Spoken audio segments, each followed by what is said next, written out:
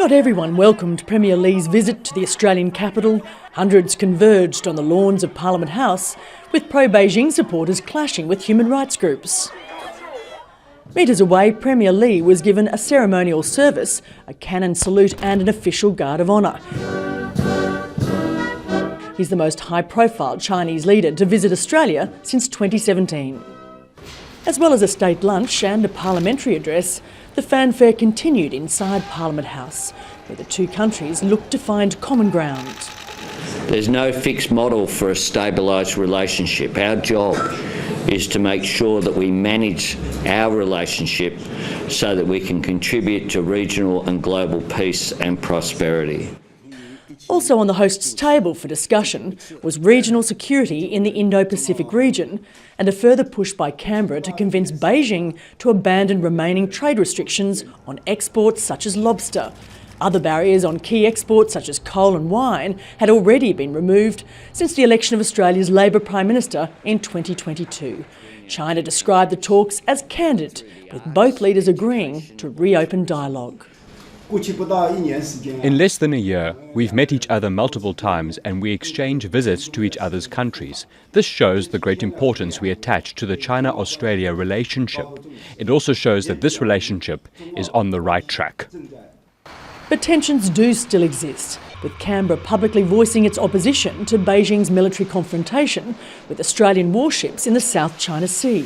The question is now, where can Australia and China carve out areas of positive cooperation and manage those tensions without them once again clouding over or derailing the ability to talk to each other? However, some concrete progress was made during the visit. The two countries signed several agreements to cooperate on trade, education, climate change and culture, as well as intellectual property. Premier Lee's visit paves the way for President Xi Jinping to tour Australia. He's already been invited by Prime Minister Anthony Albanese, but he's yet to accept the invitation or set a date. Sarah Clarke, Al Jazeera, Canberra. Melissa Conley-Tyler is an Honorary Fellow at the Asia Institute at the University of Melbourne and joins us now live from Armidale in New South Wales in Australia. Ms Tyler, good to have you with us on the programme. Good to have you with us. Is it as easy as that, a handshake, and it's all sort of forgive and forget and business as usual? Look, there's been a lot of work to get to this point, and I would see this as the culmination of a process of stabilisation over the last couple of years. Now, interestingly, of course, Australia hasn't changed any of the policy settings that led to the deep freeze, the inability to speak to any Chinese officials. What's changed is the tone.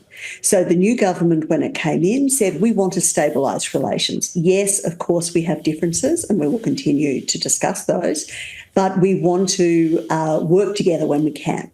So I was very pleased to see something like the joint statement that was signed today on how Australia and China cooperate on tackling climate change. That's something that the world cares about, that both countries care about, and obviously Chinese technology has to be part of the solution.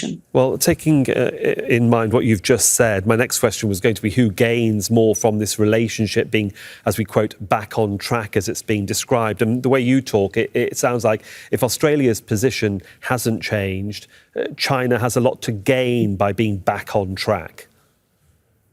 I think so. And I think it's interesting that the focus has so very much been on the trade side. I see a lot of commonalities in what the leaders are talking about.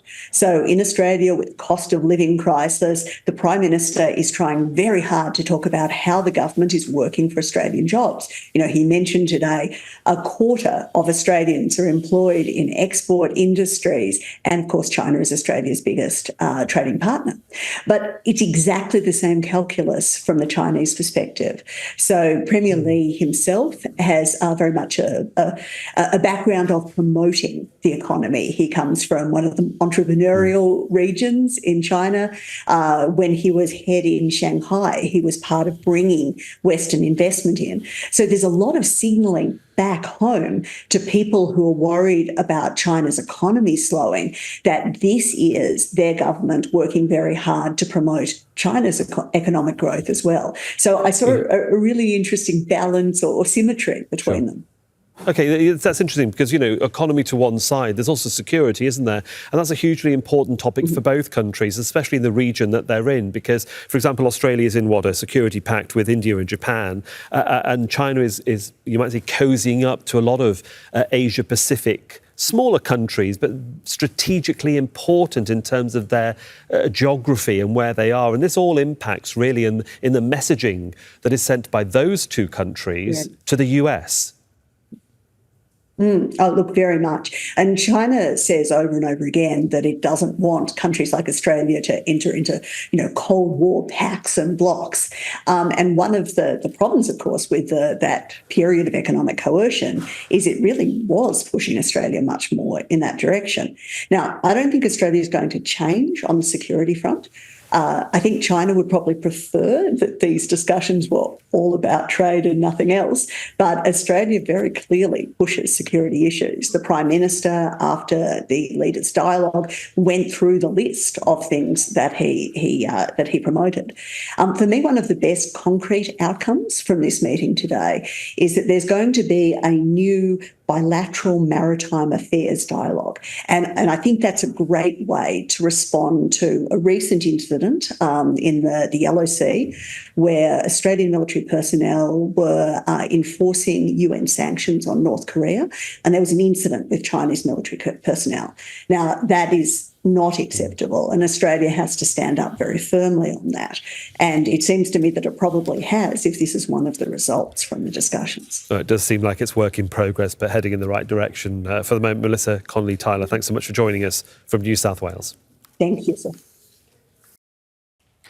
Make sure to subscribe to our channel to get the latest news from Al Jazeera.